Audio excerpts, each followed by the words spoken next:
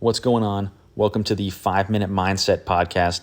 I'm your host, Dr. Colton Olson, and on this podcast, we spend about 5 minutes, I say about 5, give or take a couple sometimes, breaking down and teaching you to apply psychological concepts that world-class athletes, CEOs, coaches, and elite military units use to take their performance to the next level.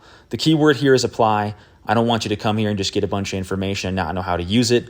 I want you to leave here every day feeling like you have something in your hands that you can use right away to improve your life. Let's get to it.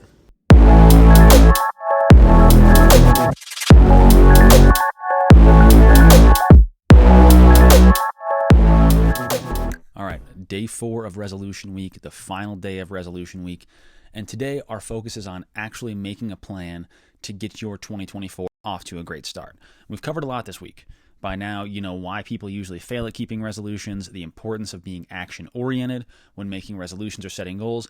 And last episode, we covered the importance of pursuing an identity and not material goals, as well as how to prove that identity to yourself through actions. It's been a full week, and hopefully you feel like you're in a position to set the right kind of goals or resolutions this year and stick to them using some of the tools we've discussed.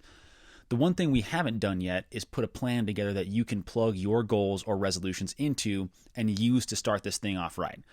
So the plan we're going to make today is going to be simple but powerful. I believe that usually these long, elaborate plans end up just taking energy away from us and becoming a hassle instead of getting us excited, primed to go to work, and helpful to us as our lives change. So we're going to keep this one pretty short, pretty sweet, and useful. So the plan we're going to go through today is going to have a 4-3-2-1 structure. It'll consist of 4 questions that will help you understand what you're pursuing this year and why, 3 relevant, beneficial actions you want to turn into habits this year, 2 things to look out for that might trip you up as you pursue these goals, and then 1 belief you're going to hold yourself to throughout the year. So as we go through this, I'd encourage you to write them down, but write them down as we go, listen to it again maybe, and then answer them when the episode's done. I think that's the best way to do this if you're going to actually use this structure. So I'm going to go through this planning process and break it down with you and giving you some examples, but ultimately it's going to be up to you to make this your own. You're going to have to plug your own goals in there, your own resolutions, and make it yours. So part 1, the 4 questions you need to ask yourself that will help you understand what you're pursuing this year and why. So this is the only part of the plan you're not going to change. You're just going to plug in your own answers. But question 1 is, what kind of person do I want to become this year? Remember, we're focusing on assuming a new identity this year, not just pursuing material goals. This identity will bring the results we want and create lasting change, so we need to know who we're working to become this year. So ask yourself, what kind of person do I want to become this year? Question 2 is, why do I want to become a better version of myself? A lot of people fail to keep their resolutions because they don't have a why. When you don't have a why, you struggle to keep going when things get tough or when the motivation goes away.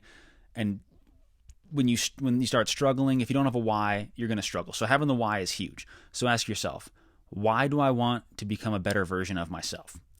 Question 3, what does success look like for me this year? Massively important question. So success looks different for everybody in every situation. And if you don't define what success looks like for you, you're going to see yourself as being unsuccessful. I see a lot of people fail to define success in their situations. Then they get going and kind of randomly decide that the only type of success they could have is perfection. So they set the bar as being perfect, and then when they aren't perfect, they see themselves as a failure. So be sure to define what success looks like for you this year. All right, last one. Who is going to hold me accountable to my goals or resolutions this year? Human beings, we suck at holding ourselves accountable. So finding an accountability buddy is going to pay off in a huge way when it comes to achieving the goals you set. So find somebody you trust that you can talk to regularly that's going to hold you accountable to these goals. All right, those are the 4 questions. Be sure to write them down. And as you go through them, take your time. Be thorough, be intentional, be diligent, and make sure you're honest. These are the foundations of what you're going to do this year. So be thorough with them. So after our 3 questions, we have the 3 relevant, beneficial actions you want to turn into habits this year. So we talked about turning actions into habits last time and how it's a key to proving this new identity to ourselves.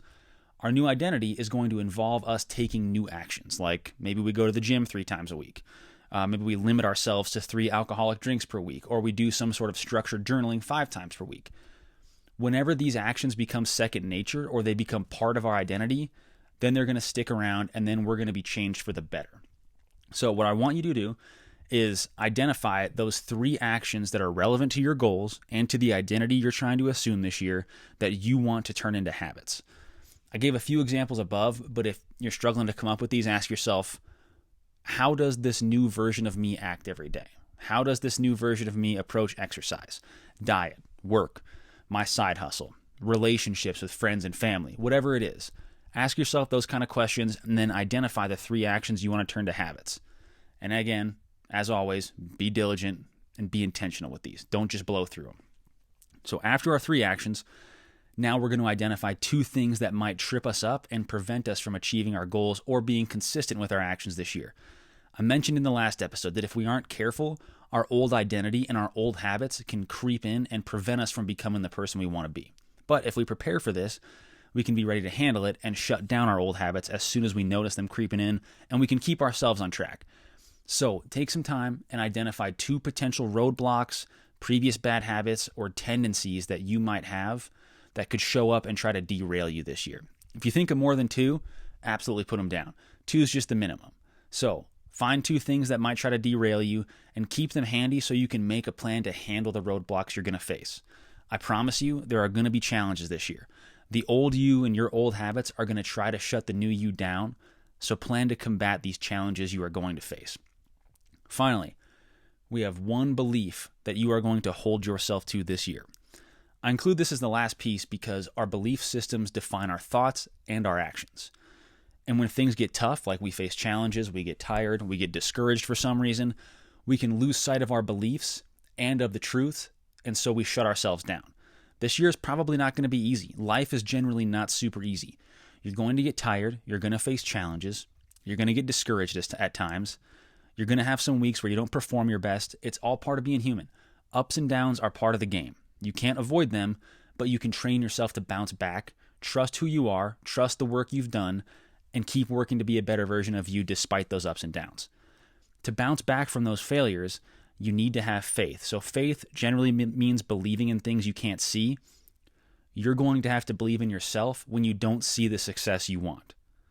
That's why these beliefs are so important. So go ahead, write down 1 belief you're going to lean on this year and remind yourself of when things get tough and when you don't see the results you want. This belief is likely going to be related to your why and also the identity you're working to assume. So if you're struggling to come up with it, start there, look at your why, look at the person you're trying to become, and see what beliefs come to you there. But it could be something simple like, I believe my consistent hard work is going to create the life I want. Only you know. It's up to you. But as always, just like everything else, take your time, be thorough, and find something that's powerful for you. All right, that's all we got for today. That's the 4-3-2-1 structure to get your new year off right. Our resolution week is done. You get the plan in place. I really appreciate you being here. If you enjoy the podcast, please leave a review, subscribe, and I'll see you back here next time on 5 Minute Mindset.